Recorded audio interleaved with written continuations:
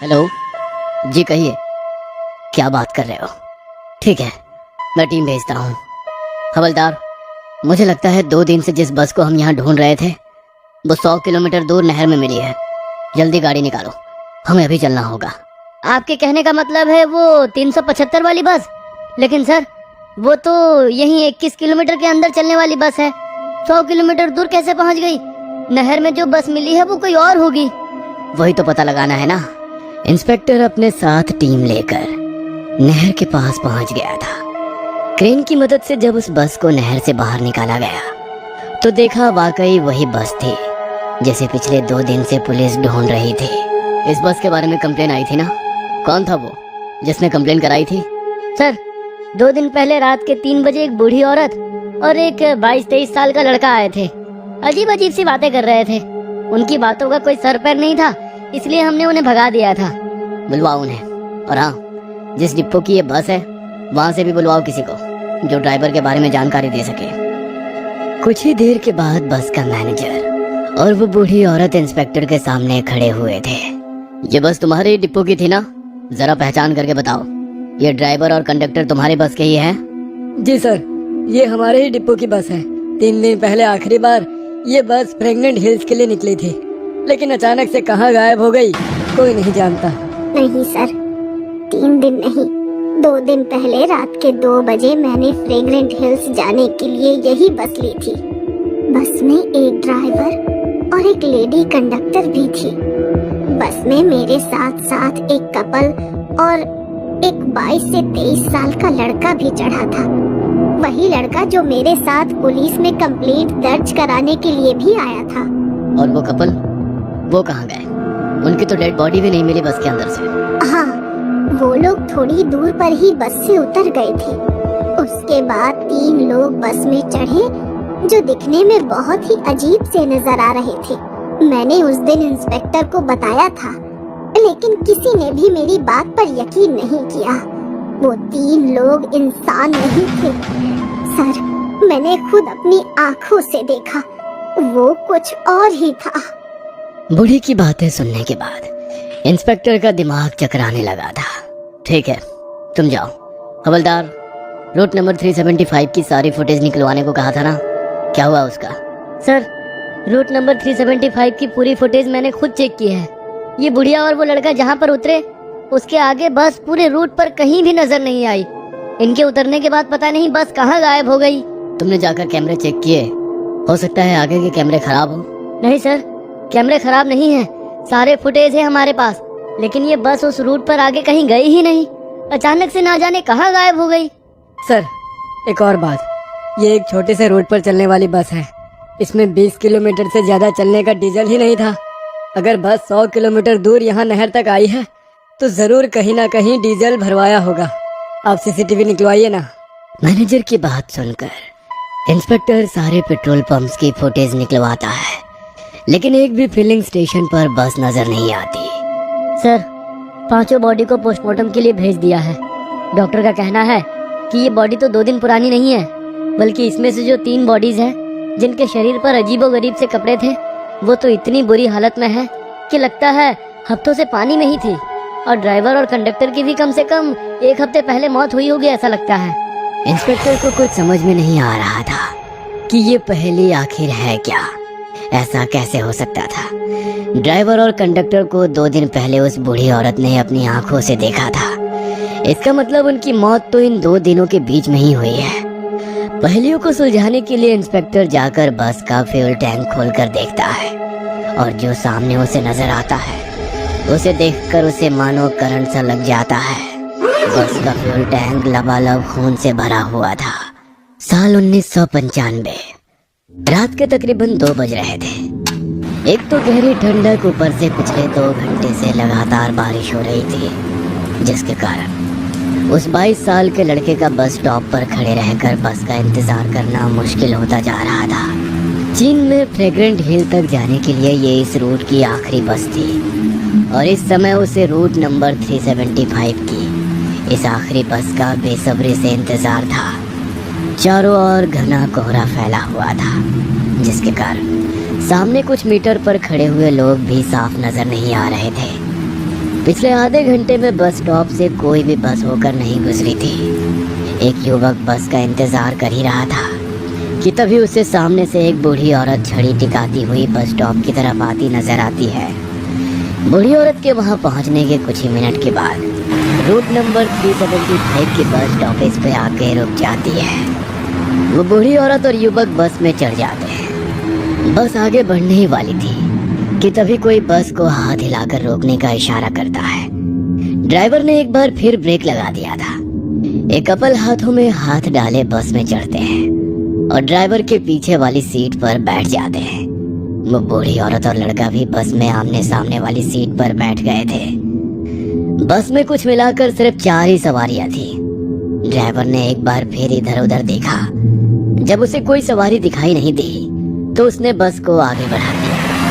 Driver के बस को आगे बढ़ाने के बाद बस में सवार लेडी कंडक्टर एक एक करके टिकट काटने लगती है।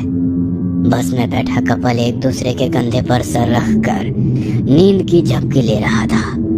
वहीं बूढ़ी के सामने बैठा युवक कानों में वॉकमैन लगाकर आंख बंद करके गाने सुन रहा था।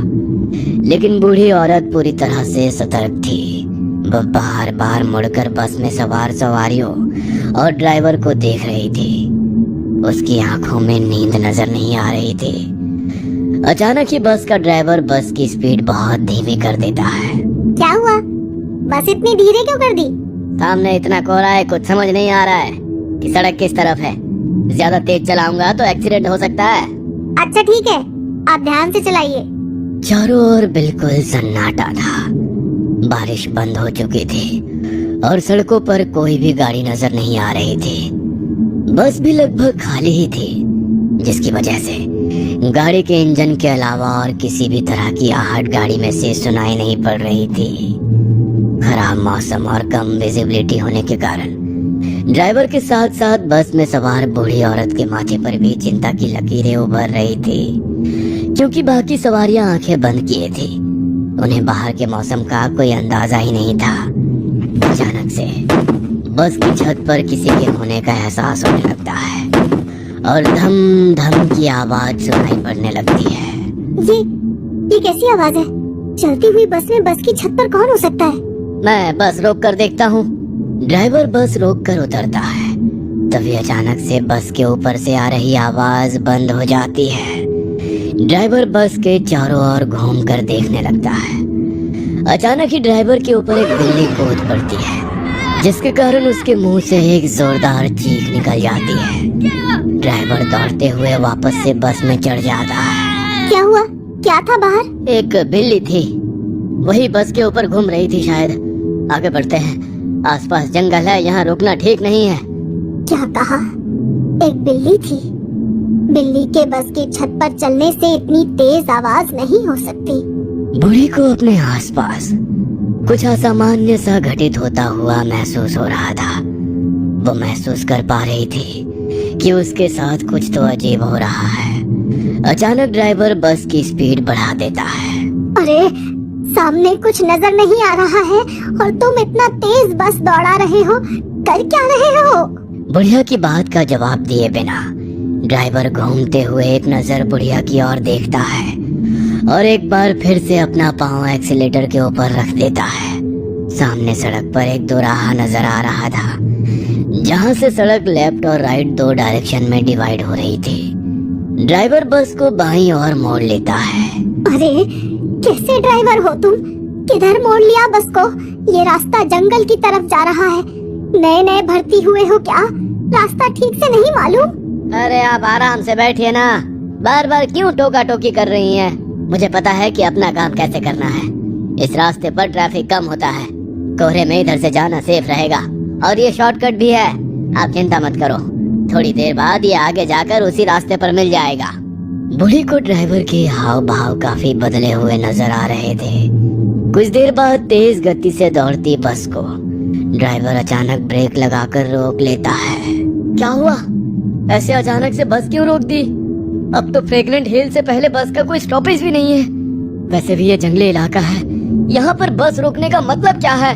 वो सब मैं जानता हूँ, लेकिन देखो सामने कुछ लोग खड़े हुए हैं और लगातार हाथ से बस को रोकने का इशारा कर रहे हैं। अरे तो ऐसे ही कोई बीच सड़क पर खड़े होकर बस को रोकने के लिए कहेगा तो आप गाड़ी रोक देंगे क्या?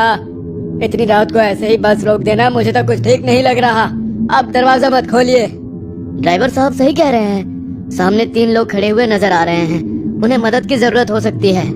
ये इस रूट की आखिरी बस है, अगर हम उन्हें अंदर नहीं आने देंगे तो शायद पूरी रात जंगल में ही बितानी पड़े। ड्राइवर की बात सुनकर बाकी की सवारियां कुछ नहीं कह पाती और ड्राइवर बस के दरवाजे खोल देता है। बस का दरवाजा खोलने के बाद 3 लोग बेहद धीमी रफ्तार से चलते हुए बस में चढ़ जाते हैं। ये 3 लोग जब बस के अंदर आते हैं तो बस के अंदर बैठी सवारियां उन्हें देखकर बुरी तरह चौंक जाती है। बस में चढ़ने वाले 3 लोगों में से 2 ने बीच वाले आदमी को इस तरह से पकड़ा था जैसे वो शराब पिए हो या खुद से चलने के लायक ना हो। वो सहारा देकर घसीटते हुए किसी तरह उसे बस की सबसे पिछली सीट तक ले जाते हैं और वहीं जाकर बैठ जाते हैं। उन तीनों में एक बात जो सबसे ज्यादा अजीब थी वो ये कि इस समय 1995 चल रहा था, लेकिन उन तीनों की वेशभूषा ऐसी थी जैसे वो 18वीं शताब्दी में आए हो। सर पर पौराणिक चीनी टोपी पहने होने के कारण उनका चेहरा भी साफ नजर नहीं आ रहा था। इसके साथ ही उनके बाल भी लंबे और बेतरतीब बिखरे हुए थे, जिसके कारण चेहरा दिखाई नहीं पड़ रहा था। तीनों नए पैसेंजर्स को बैठाने के बाद बस एक बार फिर से आगे बढ़ गई थी। बस जैसे जैसे आगे बढ़ रही थी, बस के अंदर की हवा में कुछ अजीब सा भारीपन महसूस होने लगा था। ये किन लोगों को बैठा लिया है तुमने?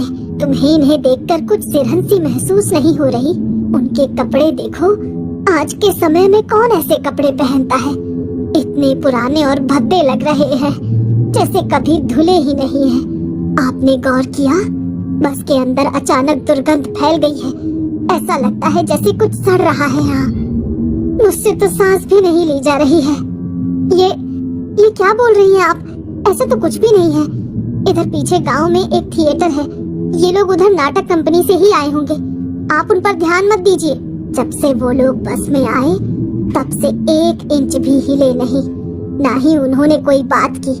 फिर तुम्हें कैसे पता कि वो थिएटर से आए हैं? तुम उनकी तरफदारी क्यों कर रही हो? 5 किलोमीटर के बाद आपका स्टॉपेज आ जाएगा, तब तक चुप करके बैठो, समझी? कंडक्टर की बात सुनकर बूढ़ी ने एक नजर अपने सामने बैठे लड़के की ओर देखा। वो भी इस समय बूढ़ी को ही देख रहा था। बूढ़ी कुछ देर तक बेचैनी में इधर उधर देखती है और उसके बाद सामने वाले लड़के को घूरने लगती है। बस अब जंगल पार करने के बाद फ्रेग्रेंट हिल्स जाने वाली मेन रोड पर आ गई थी। हमें इधर ही उतार दो। कपल बस से उतर कर जा चुका था। उनको बस से उतर कर जाते देख कंडक्टर की आंखों में कुछ बेचैनी सी नजर आ रही थी। कंडक्टर के समझाने के बाद भी बस में बैठी बूढ़ी औरत कभी पीछे मुड़कर उन तीनों अजीब पैसेंजर्स को देखती तो कभी सामने बैठे लड़के को। अचानक, ए लड़के, मेरा पर्स लिया ना तुमने? बूढ़ी औरत देखकर फायदा उठाता है, हाँ? क्या कहा? मैंने पर्स उठाया? मैं चोर नजर आता हूँ क्या? हाँ, चोर ही नजर आता है। तेरी शक्ल पर लिखा है तू 1 नंबर का चोर है। निकाल मेरा पर्स। बूढ़ी के इस तरह आंखें दिखाकर चोरी का इल्जाम लगा देने से वो लड़का भी बुरी तरह बौखला गया था। आपकी उम्र का लिहाज कर रहा हूँ वरना। अरे क्या बेहूदगी है ये, मैं तो जानता भी नहीं आपके पास पर्स था भी या नहीं। बूढ़ी की आवाज लगातार बढ़ती जा रही थी और उसी के साथ अब लड़का भी गुस्से में आ गया था। तू उतर नीचे, तुझे मैं तेरी औकात दिखाती हूँ। अभी पुलिस को तेरी शिकायत करूँगी। सीनियर सिटीजन्स की ताकत अभी पता नहीं है तुझे, समझा? बूढ़ी और वो लड़का अब ड्राइवर के पास खड़े होकर बस रोकने के लिए चिल्लाना शुरू कर देते हैं। उनका चीखना चिल्लाना देख ड्राइवर गुस्से में बस रोककर उन्हें जाने देता है। अरे माता जी, अब आप ऐसा करिए, पुलिस बुलाइए। अब पुलिस ही बताएगी मैं सही हूँ या गलत। पुलिस की जरूरत नहीं है। मैं जानती हूँ तुम बेकसूर हो, लेकिन तुम मेरे पोते के उम्र के हो। तुम्हें उस बस में अकेले नहीं छोड़ सकती थी, इसीलिए मैंने ये सब किया। मतलब वो सब ड्रामा था? अरे आपको पता भी है आपने क्या किया? इतनी रात को इस सुनसान रोड पर कहाँ जाएंगे हम? कैसे जाएंगे? तुमने देखा वो 3 लोग जो बस में चढ़े थे? तुम कान में गाने लगाकर मस्त हो गए थे, लेकिन मेरी ये बूढ़ी आंखें बहुत बेचैन थी। मैं लगातार बस में हो रहे हर छोटे से छोटे इंसिडेंट पर नजर बनाए हुए थी। मैंने देखा बस के पीछे की एक खिड़की खुली है, जहाँ से ठंडी हवा आ रही है। उस हवा से उन आदमियों के कपड़े उड़े। तब मैंने देखा उनके पाँव ही नहीं थे। बीच वाले आदमी के चेहरे पर बिखरे बाल हवा में उड़े तो मैंने देखा बीच वाले आदमी का चेहरा, नाक, मुंह कुछ नहीं था। हमारे गांव में ऐसे लोगों को प्रेत कहा जाता है। मैं कंडक्टर को उनके बारे में बताना चाहती थी। मैंने पर्स से छोटा आईना निकाला। उस आईने में कंडक्टर साफ दिखाई देना चाहिए, लेकिन मेरी कोशिश करने के बाद भी मैंने देखा कंडक्टर का चेहरा आईने में दिखाई ही नहीं पड़ रहा है। हम दोनों लकी हैं जो उन्होंने हमारे झूठे झगड़े पर भरोसा किया और हमें यहाँ उतार दिया। आपका बहुत बहुत धन्यवाद। अगर आपकी बातें सच है तब तो ड्राइवर की जान को भी खतरा है। पता नहीं उसके साथ क्या होगा। चलो हम थाने में जाकर रिपोर्ट लिखा देते हैं। बूढ़ी और लड़का थाने जाते हैं और सारी बातें बता देते हैं, लेकिन इंस्पेक्टर को उनकी बेसिर पैर की बातों पर यकीन नहीं होता और वो उन्हें वहां से बाहर निकाल देता है। 2 दिन बाद पुलिस को बस तो मिल गई थी, लेकिन ये घटना पुलिस के लिए एक अबूझ पहेली बन चुकी थी। डीजल की बजाय खून से चलकर वो बस बिना किसी कैमरे की नजर में आए 100 किलोमीटर दूर कैसे पहुंची? इस सवाल का जवाब किसी के पास नहीं था। वो 3 आदमी कौन थे उनकी कभी शिनाख्त नहीं हो सकी। इस घटना के बाद पूरे चीन में डर की लहर दौड़ गई थी। कहते हैं उस घटना के बाद भी कई बार रात के अंधेरे में रूट नंबर 375 की बस लोगों को नजर आ जाती है।